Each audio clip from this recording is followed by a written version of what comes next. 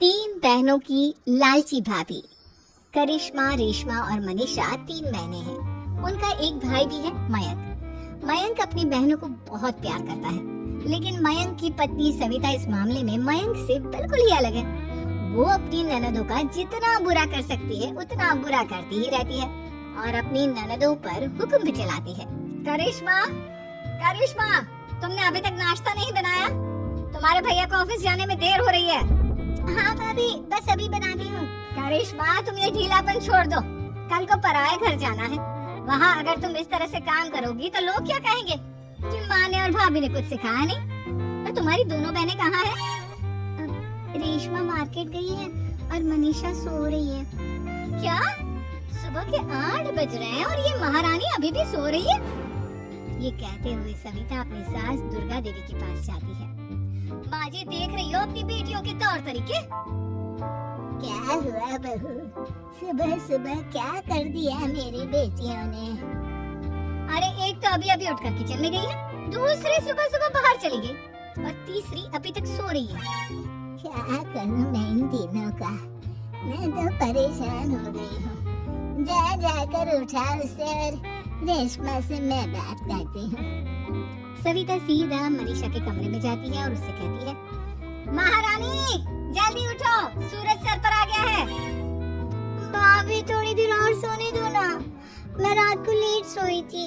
वो क्या ना यूनिट टेस्ट चल रहा है। शराफत से उठती है या नहीं, या फिर पानी की भरी बाल्टी डालूं तेरे ऊपर? नहीं भाभी, मुझे बिस्तर में नहीं जाना, उठती हूँ मैं। मनीषा जल्दी से उठकर बाथरूम में चली जाती है। सभी आराम से बैठकर नाश्ता कर रहे होते कि तभी रेशमा बाजार से हाथ में सामान लिए आ जाती है।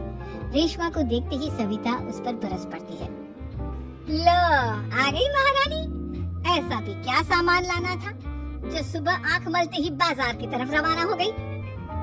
भाभी, कल आप ही तो चीख रही थी कि घर का सारा सामान मुझे ही लाना पड़ता है, घर में किसी को भी किसी काम से कोई लेना देना नहीं है। अब मैं बाजार जाकर सामान ले आई तो आपको इस बात से भी तकलीफ हो रही है?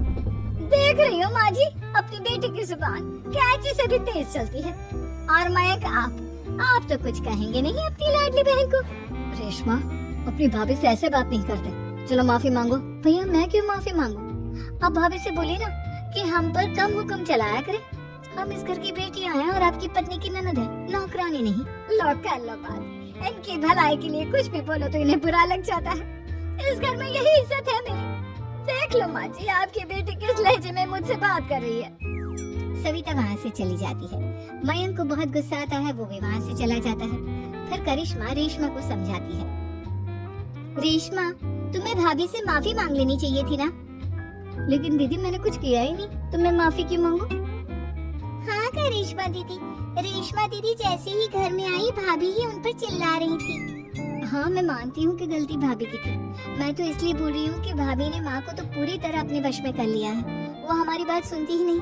मयंक भैया हमारे लिए हमेशा खड़े रहते हैं, इसलिए उनकी बात का मान तो तुम्हें रखना चाहिए था ना। कोई फायदा नहीं दीदी, कुछ दिनों की बात और है, भाभी उन्हें भी हमारे खिलाफ भड़का देंगी। फिर वो भी माँ की तरह हमारी किसी बात का विश्वास नहीं करेंगे।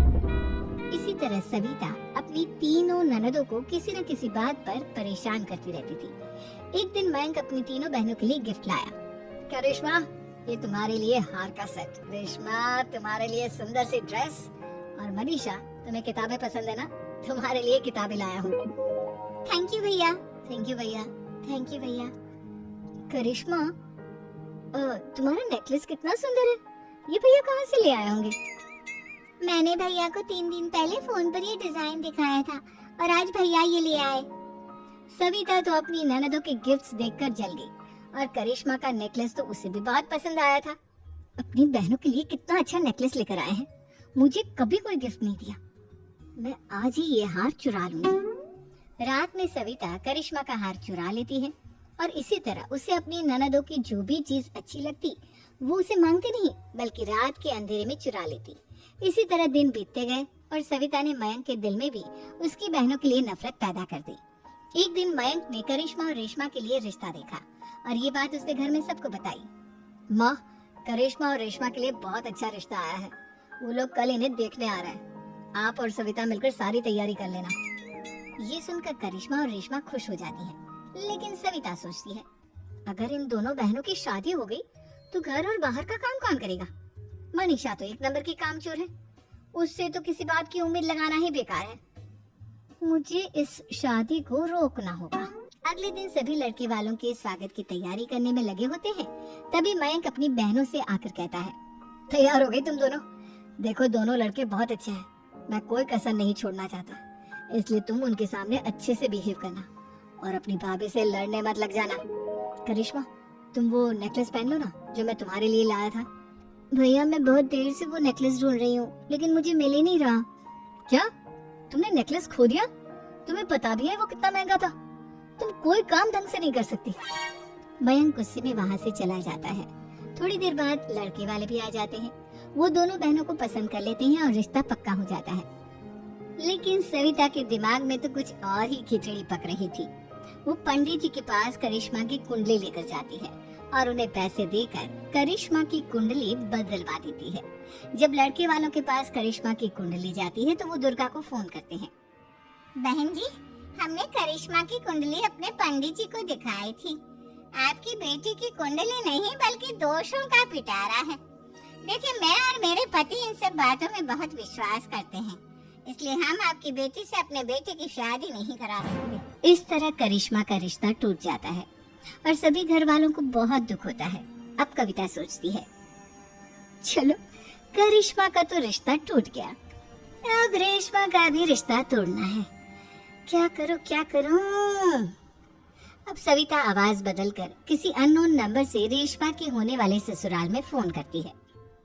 हेलो, मैं कौन हूँ कौन नहीं ये आपके लिए जानना जरूरी नहीं, बस इतना सुन लो कि रेशमा का 2 साल से किसी के साथ अफेयर चल रहा है। बस रेशमा का रिश्ता तोड़वाने के लिए सविता का इतना कहना काफी था। अब रेशमा का भी रिश्ता टूट गया। मयंक और दुर्गा देवी ने रेशमा को खूब खरी खोटी सुनाई और उससे बार बार उस लड़के के बारे में पूछने लगी। आप दोनों मुझे क्यों परेशान कर रहे हो? अरे कोई लड़का होगा मेरी लाइफ में तो मैं बताऊंगी ना, जब कोई है ही नहीं तो कहाँ से लाऊं मैं कोई लड़का?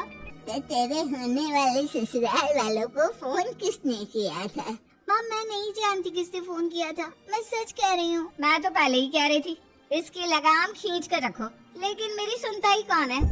आप चुप रहिए भाभी, ये सब आपका ही किया धरा है। अब तीनों बहनों को विश्वास हो जाता है कि ये सब उनकी भाभी ही कर रही है। तीनों बहनें अपनी भाभी को सबक सिखाने के लिए एक वकील कर लेती है और घर में हिस्सा मांगा। देखो भैया, माँ बाप की जायदाद में जितना बेटों का हक होता है उतना ही बेटियों का, इसलिए इस घर के 4 हिस्से होंगे और हमें अपना हिस्सा चाहिए। मैंने तुम्हारे लिए क्या क्या नहीं किया और तुम इस घर में हिस्सा मांग रही हो?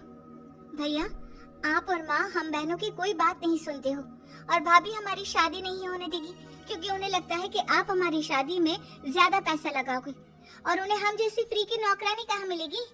तो हम भाभी के साथ तो रह नहीं सकते, हम बहनों को अपना हिस्सा चाहिए। अरे तुम्हें शर्म आनी चाहिए अपनी भाभी पर ऐसा इल्जाम लगाते हुए। वो तुम्हारे बारे में कितना सोचती है। हाँ माँ, भाभी हमारे बारे में बहुत सोचती है, दिन रात बस यही सोचती रहती है कि किस तरह से अपनी तीनों ननदों को परेशान करूं और कभी मुझे पढ़ने भी नहीं देती। दोनों बहनों का रिश्ता भी तो इन्होंने ही तोड़वाया है और रात में हमारे कमरे में आकर हमारी चीजें भी चुराती हैं। इसी तरह सविता की तीनों ननदें अपनी बात पर अड़ी रही। अब कोर्ट में तारीख भी शुरू हो गई। जब सविता को लगा कि उसकी तीनों ननद इतनी आसानी से नहीं मानने वाली, तो उसने अपने पति और सास को सारी सच्चाई बता दी और अपनी तीनों ननद से माफी मांगी। मयंक और दुर्गा को भी अपनी गलती का एहसास हो गया। अब सविता खुद करिश्मा और रेशमा के लिए अच्छा रिश्ता ढूंढती है और उनकी शादी करवाती है।